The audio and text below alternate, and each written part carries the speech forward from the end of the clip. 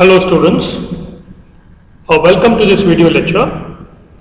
Today we will understand and study Unit 6 of subject Recruitment and Selection. In Unit 6 of Recruitment and Selection, so we will understand testing, reference checking and appointment orders. So we will basically know the meaning, definition, purpose, advantages and disadvantages. Then we will understand ability test, clerical ability test, mechanical ability test, mental ability test and other tests like physical ability test, personality assessment test, typing test, shorthand test and computer proficiency test. Then we will understand why this reference checking is required, okay, background verification. So we will study the meaning, definition and purpose of reference checking, verification of character, criminal antecedents, previous work behavior and education qualifications. Then a very important part, that is appointment orders. So meaning, definition and purpose of appointment orders and contents of appointment letter, hard copy or soft copy. So we will understand all these concepts in Unit 6 of Recruitment and Selection. Testing, reference checking and appointment orders, we will first understand meaning. Tests are also known as psychological tests. These tests are significant tools which are used for the selection procedure. Psychological test is conducted to evaluate some sets of skills and capabilities of a worker or an employee which are supposed to be there for a successful job outcome. As per the job analysis, a test is a tool designed to evaluate the selective psychological elements. The primary reason of conducting the test is selection procedure is to easily and precisely evaluate difference between job related capacities and skills of individuals. As human capabilities are interconnected to each other and complicated in nature, they need to be understood in relation to each other. Now after understanding this, we will even try to know the purpose of testing.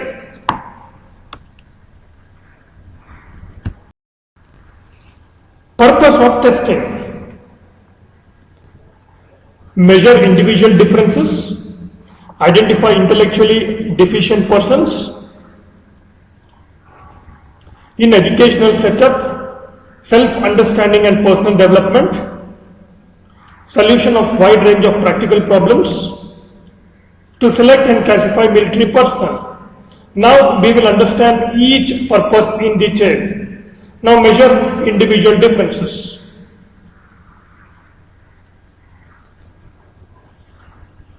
Psychological tests are used to measure differences between individuals or between the reactions of the same individuals under the different circumstances. Identify intellectually deficient persons. Psychological tests are used to identify and diagnose mentally retarded or intellectually deficient persons. These tests are used to diagnose persons with severe emotional disorders and other related behavioral problems.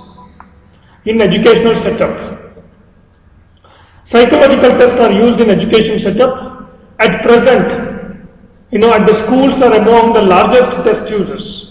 The classification of children with reference to their ability to profit from different types of school instructions, the identification of outstandingly slow or fast learners, the educational and vocational counseling of high school and college students, and the selection of applicants for professional schools or colleges or courses are among the many educational uses of tests. Then fourth purpose, that is self-understanding and personal development. There is a growing emphasis too on the use of tests to enhance self-understanding and personality development. Test scores are a part of the information given to the individual as aids to her or his decision-making process. Solution of wide range of practical problems. Psychological tests are currently being employed in the solution of a wide range of practical problems. Psychological tests are used on an applied basis in decisions about people's life chances and opportunities. These may be related to education or job selection. Then the last purpose of testing, to select and classify military personnel. A closely related application of psychological testing is to be found in the selection and classification of military personnel. From simple beginnings in the World War I, the scope and variety of psychological tests employed in military situations underwent a remarkable increase during World War II.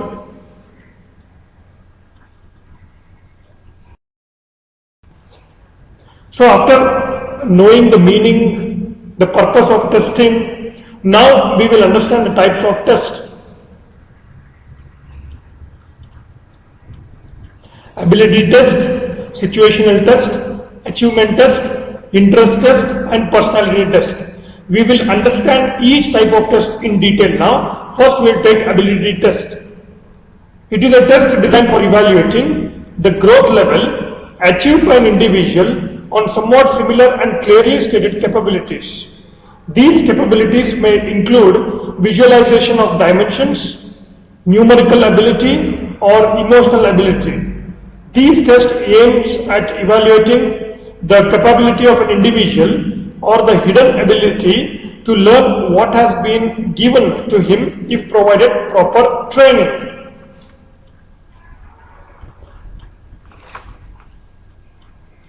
Then we'll understand the second type of test, that is situational test. They are designed so that a person's spontaneous reaction can be observed in real life conditions.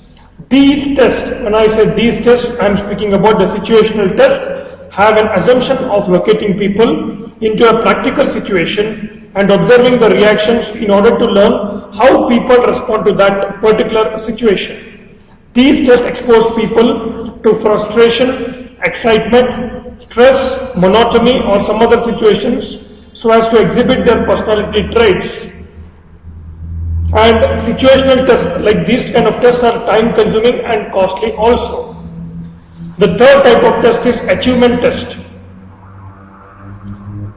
It is a standardized test which evaluates the knowledge level of an individual in a specific field. In contrast to an aptitude test which aims at evaluating an individual's capability to learn something, this test aims to test the knowledge of an individual with respect to a particular topic or subjects like maths, geography. So it consists, there are two types of tests again when it comes to achievement test. Under achievement test, that is job knowledge test and work sample test. Job knowledge test evaluates an individual's knowledge level pertaining to a specific job. Whereas work sample test, this test involves assigning a part of the actual work to the candidate in the form of a test and the candidate is required to solve it. So first we discussed about ability test, situational test. In achievement test, there are again two types, that is job knowledge test and work sample test. Now we will go to the fourth type, that is interest test. Interest tests are inventories of all likes and dislikes of the candidates pertaining to their work, occupation, hobbies and other spare time activities. The main objective of this test is to identify the candidate's interest or disinterest in the job offered to him and to decide upon the area in which the candidate is showing interest. This test has an assumption that interest of the candidate in a job is highly correlated with the success of job. Interest inventories are more true and generally do not vary after the age of 30. Then the last type of test what we'll be discussing now is called personality test. So they examine the individual deeply in order to get an idea about his value system, emotional attitude and the present mood of a candidate. All of them may be expressed in the form of self-confidence, skills, emotional control, certainty, friendliness, consistency, tolerance, fear, spontaneity, reliability and firmness. So these are the various types of tests.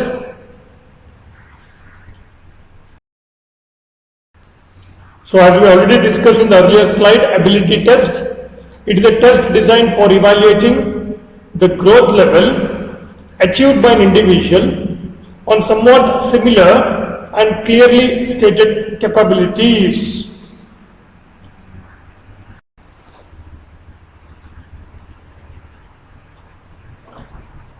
Now, significance of ability test, then we will study the types of ability test. Now, what are the significance of ability test? The first significance could be help in the proper choice of courses and careers. The second significance could be predict future success. The third significance could be help the students in the development of social traits. Then the fourth significance, supplement other psychological tests. Now, after understanding the ability test and the significance of ability test, we will now understand the different types of ability test. The clerical ability test, mechanical ability test, mental ability test, and physical ability test. First, we will understand the clerical ability test. Organizations use clerical test while hiring people for clerical jobs, cashiers, warehouse workers, bank staff, etc., where high concentration and accuracy are very, very important. These tests evaluate particular abilities required for official work.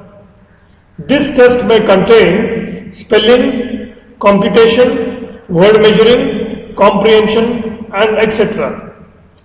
These tests are variable in nature due to the variety of job requirements. Before hiring someone for a clerical job, employees test applicants to check whether they have the necessary skills. Clerical tests vary according to the requirements of the positions.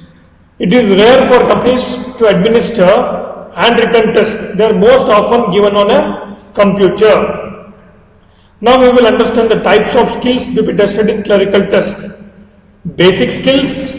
Please remember the types of skills to be tested in clerical test.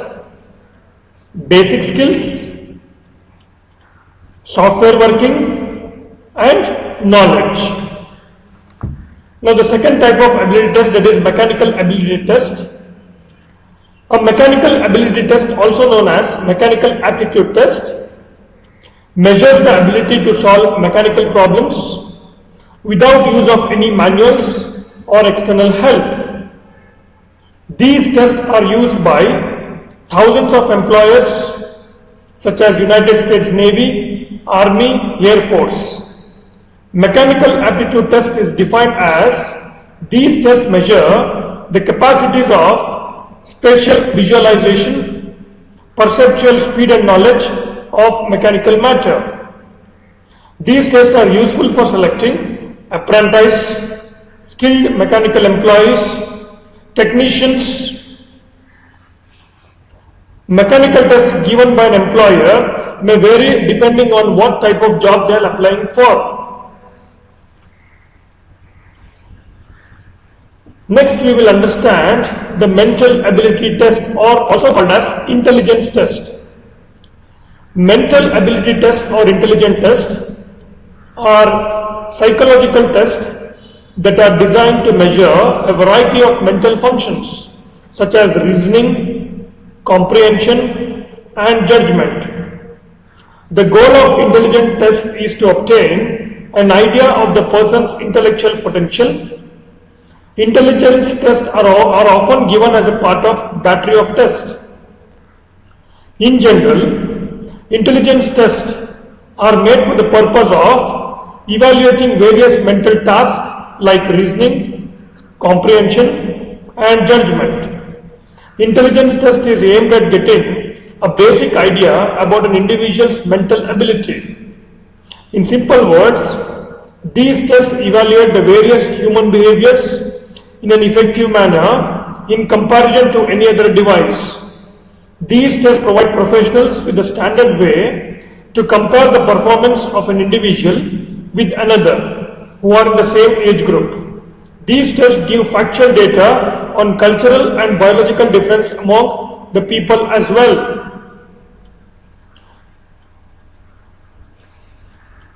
Next, we will study about the physical ability test.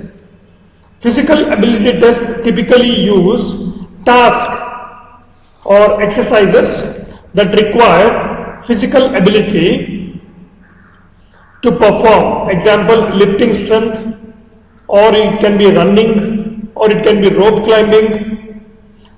These tests typically measure the physical attributes and capabilities such as strength, balance, stamina, and also the speed.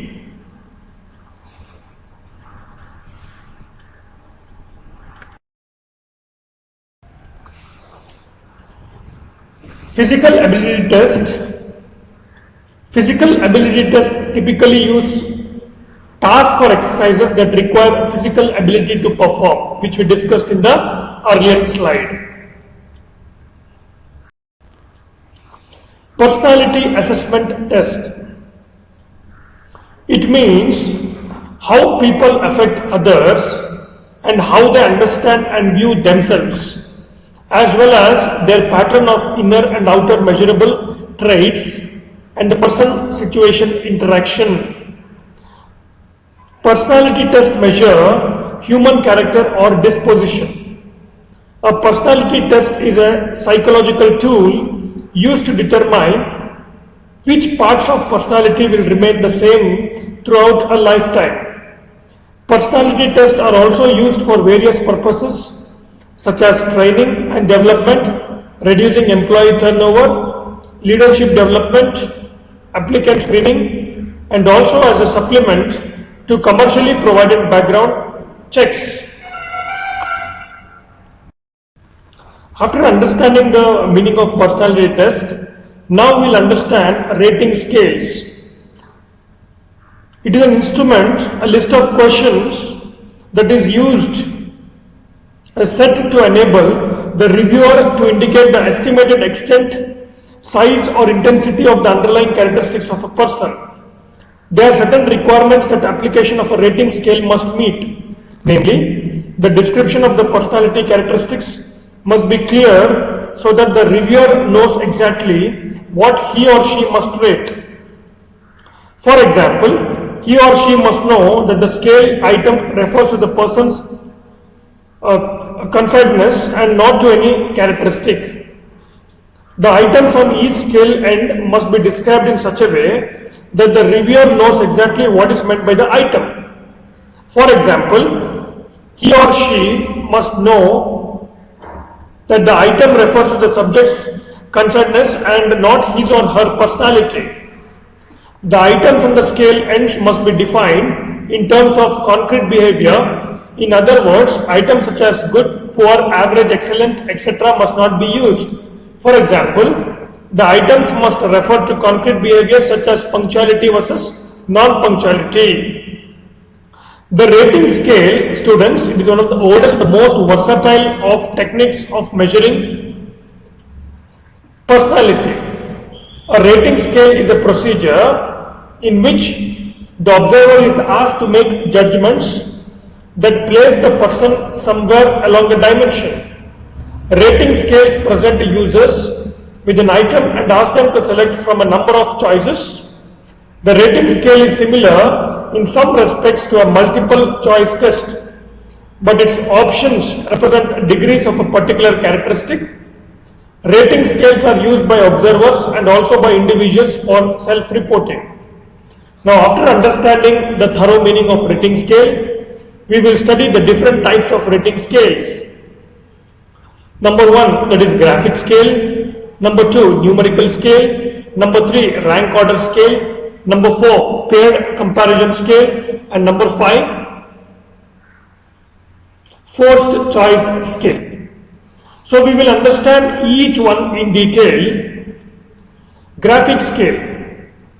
As the name only suggests, this method is widely used. A straight line is drawn and divided into many parts. In each part, a number of adjectives are written. The evaluator has to mark any one of this. Graphic scale is also known as behavioral statement scale. Milford has evolved the following principles for making a graphic scale. That is, the length of the line should be about 5 inches. The line should not be cut into pieces.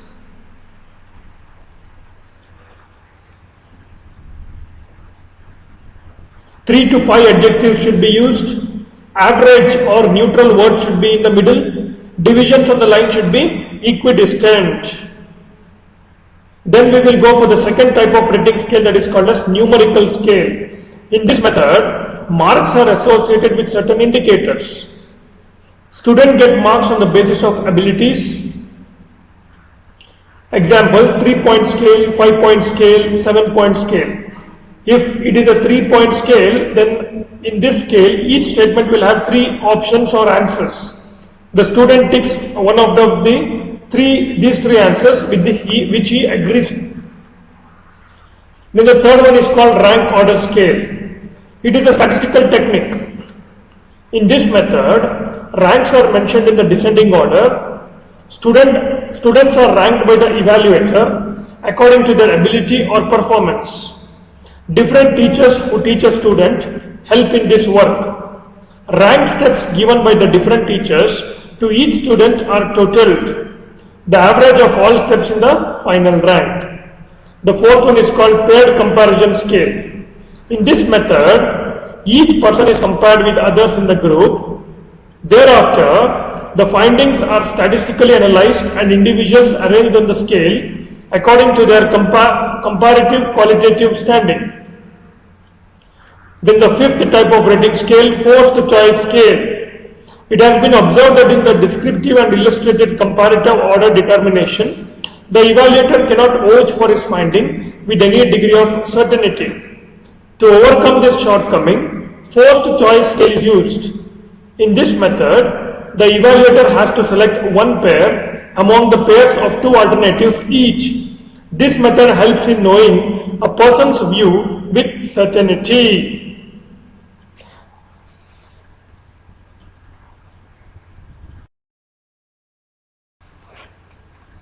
Typing test. Now first we will understand the concept of typing. Typing is the process of writing or inputting text by pressing keys on the typewriter or computer keyboard, cell phone or even calculator. It can be distinguished from other means of text input such as handwriting and speech recognition. Text can be in the form of letters, numbers and other symbols. So next we'll understand the meaning of typing test. The typing test consists of a passage that the candidate must copy exactly as it is presented to him. The candidate will have a specified length of time in which to type, and score will be based upon the number of words per minute that he will type within that time and upon the number of errors that he or she will make. Typing test programs are used by employers in various industries to measure a potential employee's typing speed and accuracy. The ability to type efficiently is a must for any job seeker in any field, but they are mainly used for clerical work. With the advent of the internet, the ability to communicate accurately through email, message or board or forum postings and other types of online media is required in many universities and colleges and organizations. Now we'll understand the different techniques of typing, that is, we can say touch typing, or it can be buffering and hunt and peck techniques. So what is this touch typing? With the touch typing, the hands are placed over the keyboard with the fingers in a specific formation. The position of each key on the keyboard is memorized, and typing occurs fluently and without the requirement to continuously look at the keyboard. So you need not look at the keyboard every time whenever you are pressing the key. You can just look at the monitor or the screen and you can be typing, because you are memorizing where each alphabet or numbers or the special characters are located in the keyboard. Then we have buffering. In the buffer method, the typist looks at the source copy mentally, stores one or several sentences, and then looks at the keyboard and types out the buffer of sentences. Then hunt and peck technique, the old method is the hunt and peck methodology of keyboarding. It is a common form of typing in which the typist presses each key individually. Instead of relying on the memorized position of keys, the typist must find each key by sight.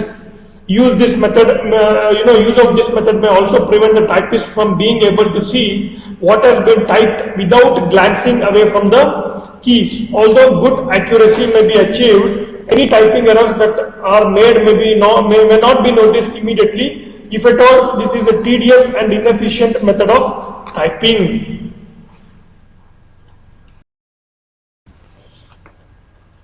Now we will understand reference checking.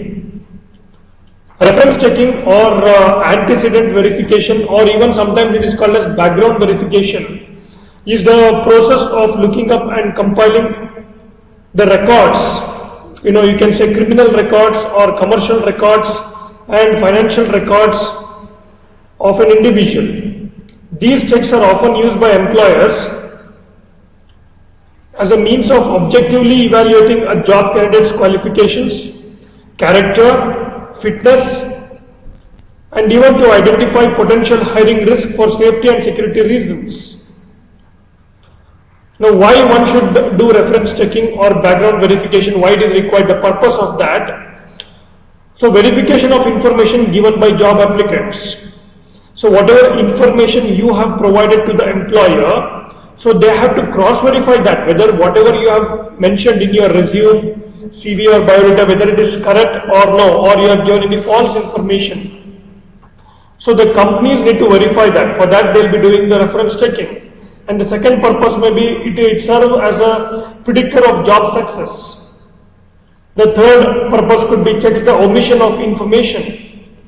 The fourth purpose could be character and interpersonal competence. And the fifth could be willingness of the past or current employer to rehire the applicant. So these are some of the purposes of reference checking. Now we will understand the components of reference checking, which is very important, students.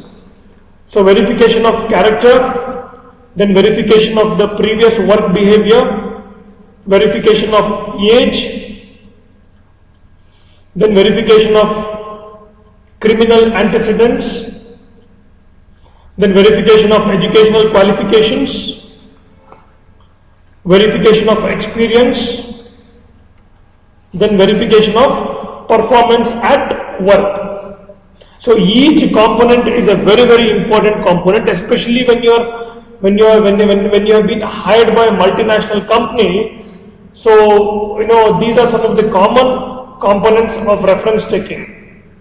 So suppose if you are a fresher, so in the reference column, the name what you have mentioned, especially your professor or your principal name and his mobile number and his email ID. So one verification call will be coming from the company regarding your mark sheet attached to that. So the college authorities should actually verify those mark sheet and send a mail to the organization or the verifying authority telling that the mark sheet is genuine or it is correct. And suppose if you are an experienced candidate, say you have 5 years or 10 years of experience, and you are moving from one organization to another organization, then the immediate past employer, they can verify from the immediate past employer regarding your performance, regarding your leadership skills, and regarding the other information, whatever you have put in the biodata, whatever you have put in the CV. Okay, so reference checking helps any organization to identify your skills, to not only identify but even to verify your educational qualification, to know about your leadership skills, so other information can be verified. Verification of character. It is also an important antecedent verification. Now, why this character verification is important? Because character verification, referees also are contacted when there is a gap in employment which cannot be verified through any other means. Verification of character, this kind of identity check can be made by discussion with the relatives or associates and neighbors with the proper authorization of the target person.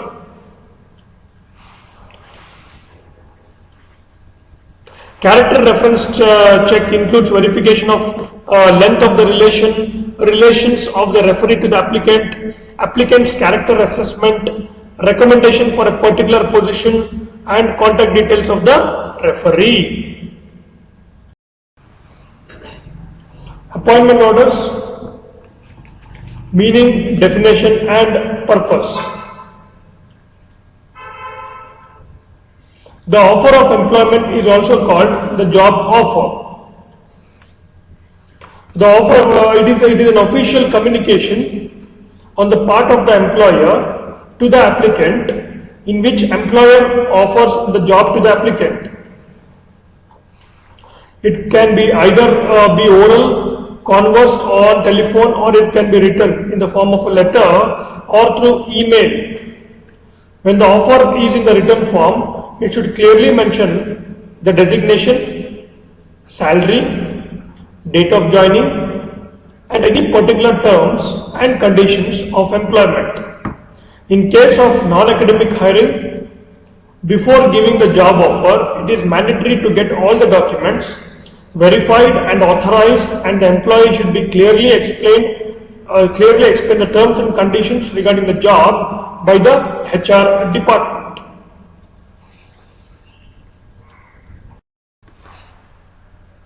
Now, contents of offer of appointment. So the first would be offered job position, like what position they are offering to a particular candidate. Then remuneration should be included. The clear breakup of the remuneration should be included. Then employee benefits. Then performance appraisal and salary increment period. Then date of joining, when the candidate should be joining the organization. Then place of joining. Then the particular conditions of the job offer. Information related to the company policies. Then space or lines of sign for both employee as well as employer. Then space for date of signature lines. So we'll even understand in this particular slide like the different types of offer of appointment. The first would be on the basis of condition. So depending on the conditions applied by the employer, an offer letter can be of the following types. The first one would be conditional job offer and the final offer. Students, please understand, on the basis of condition, we have two types. It is conditional job offer as well as final offer. Then the second category could be on the basis of compensation decision. We have low job offer, competitive job offer, high job offer, and maximum job offer. So please understand here. So types of offer of appointment broadly on the basis of condition and on the basis of compensation decision. On the basis of condition, what we discussed, the conditional job offer as well as final offer. Whereas on the basis of compensation decision, it is low job offer, competitive job offer, high job offer, and maximum job offer. Now, why this offer of appointment is important, or what is the significance of offer of appointment, we will understand that. So the first significance is a potential job offer provides the primary motivation to all the applicants. The second significance would be offer letters, when properly composed, can help prevent legal difficulties caused by employee or employer misunderstandings. The third significance could be offer letters help to make the terms of the offer perfectly clear to both the employer and the potential employee. And the fourth significance could be the offer letter helps document the contractual relationship between the new employee and the employer. So this is again a very important part when it comes to the appointment letter or the offer letter.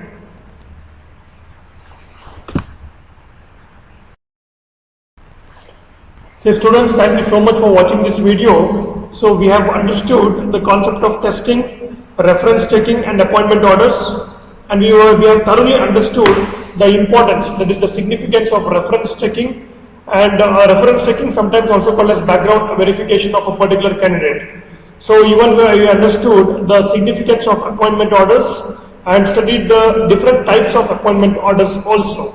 So my humbly request all of you is to thoroughly practice, to study this particular unit, so that any ambiguity is there you can contact. So thank you once again, students, for watching this video.